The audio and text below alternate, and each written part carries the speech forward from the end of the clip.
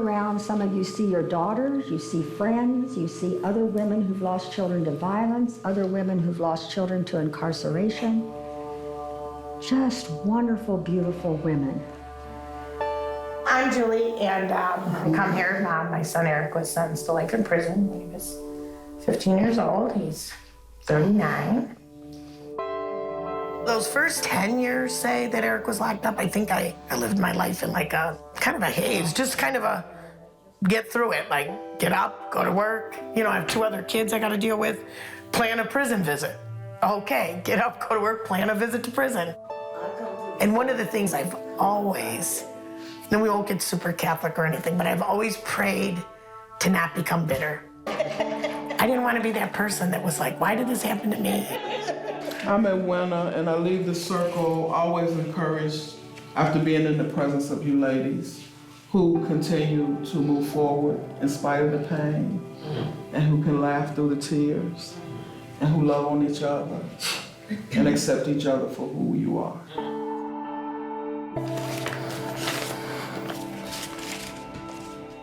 I used to be a real estate agent. I was actually pretty good at it. I think around 2005 or 6, the market crashed in real estate, so I was kind of like, oh, now I have some free time to do stuff. I just kind of thought, okay, I have to make a reason for this because, you know, what happened with Eric was so terrible for his victims and for him and for our family that you kind of think, I have to do some good somewhere. Now my job is to advocate and speak for those who have no voice. People locked up in prison don't have a voice. This letter was really good. He points out right now it costs 27 cents for a 30-minute phone call, but 20 cents for an email. Like, why would an email cost almost as much as a phone call? This one talks about commissary prices and what they can buy. It's pretty bad. Nice to see you. Hi. Hi, I'm Michael. Michael. Julie Anderson. It says Julie right there. Very good. So you'll remember? Very good. Today I met with Cook County Board President Tony Preckwinkle. Yeah, these are some in my group. This is Kathy, and her brother did 35 years. He was sentenced when he was 17 to life. I showed her my office with all my photos and paintings. These are some of our kids that were sentenced to life to die in prison. And kind of shared a little bit about Eric's story. My son was sentenced to life when he was 15. This is us at Epcot. And Eric, like 10 months later, would be in prison for the rest of his life. I always call that like my last happy moment because we were in Disney and just never imagining where my life would take me. It's nice to meet you. It was so good to meet you. Thank you so much for coming. Thank you. Thank you. Yeah, he'll do good things when he gets out. Good. He has no choice. Okay. Sometimes people, they don't really hear a lot from offender sides because you're the bad person, you're the bad side. So when you tell someone that your 15-year-old was sentenced to die in prison, it's kind of impactful, I think. Like, what? That can't be. And when they see me and they see Rick, my husband, they kind of all of a sudden it's like, we need to change the law. Gosh, maybe that could have been my kid. So maybe they can feel a little more empathy. Ready, 1, 2, and 3. Thank you. Take care now. All right, take care.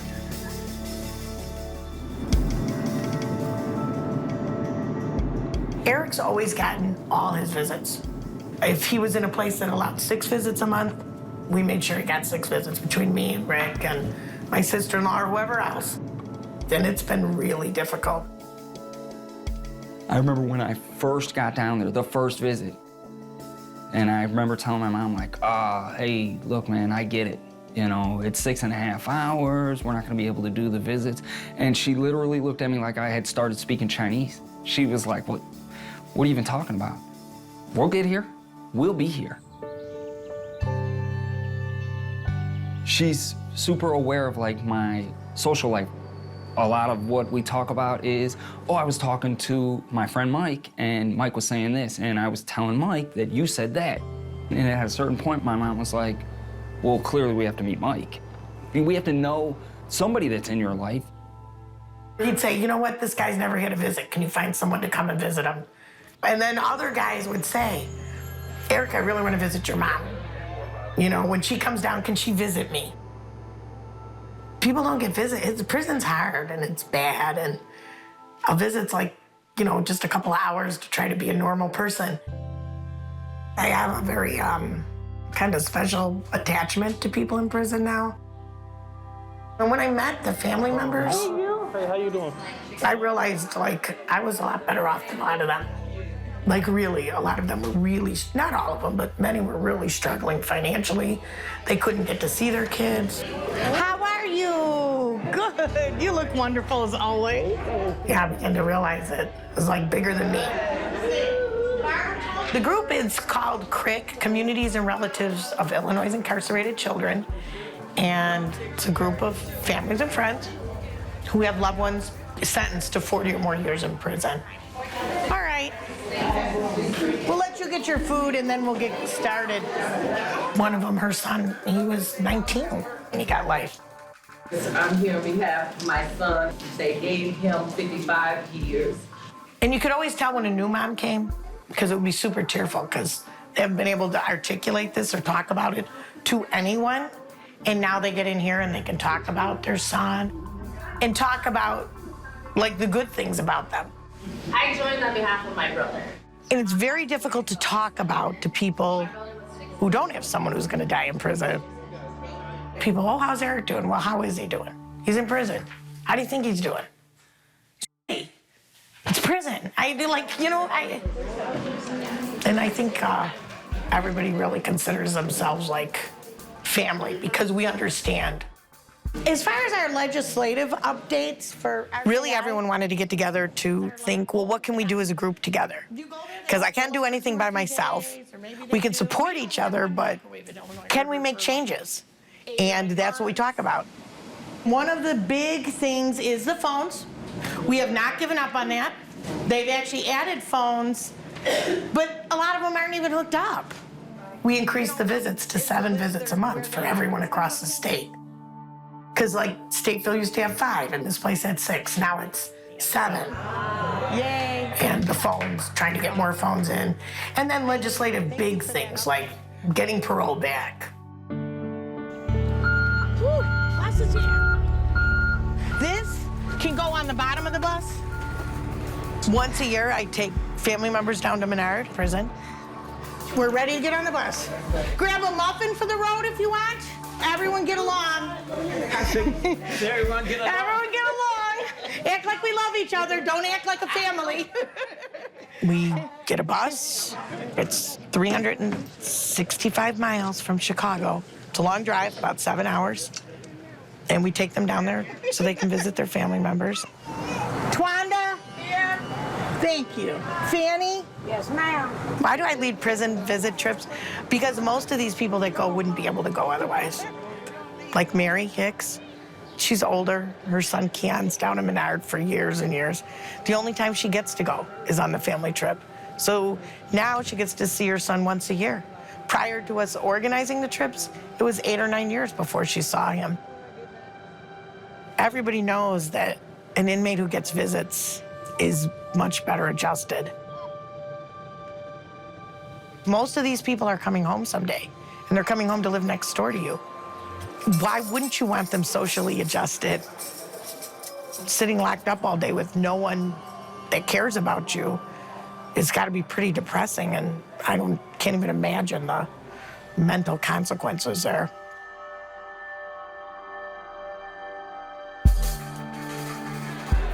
I'm so glad you could come. Good to see you. I gotta say hi. Hold on, though. Hold on. Let me be right back. All right, I'm working on the hot dogs. This is Jean Bishop, a public defender. Since 2013, we've been working on a bill to bring back parole for young people. How many days have you out? Well, it's been 3 months now. 3 months. We lobbied for this for 6 years. It was good. I still So excited. We are here to celebrate the fact that parole will be back in Illinois for anyone under the age of 21 when they were sentenced. Could I have everyone's attention for just a moment? I'm so happy that everyone could come today, and there's so many people to thank. I really want to give a shout out to the moms and dads and uncles in my family group who withstood so many things besides their child getting sentenced to an extreme sentence, the ups and downs of court and this and that. And so many of them now have new sentences, and yet they continue to work with us. They were getting up at 6 in the morning to go to Springfield. And I know so many people now who spent time in prison, decades, and I never thought in my lifetime that I would be friends. And not only friends, but love these guys so much. They're so amazing.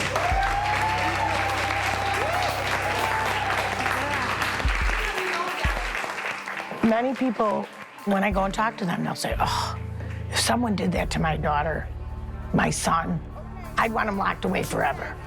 I get that, because you can always identify with that victim family.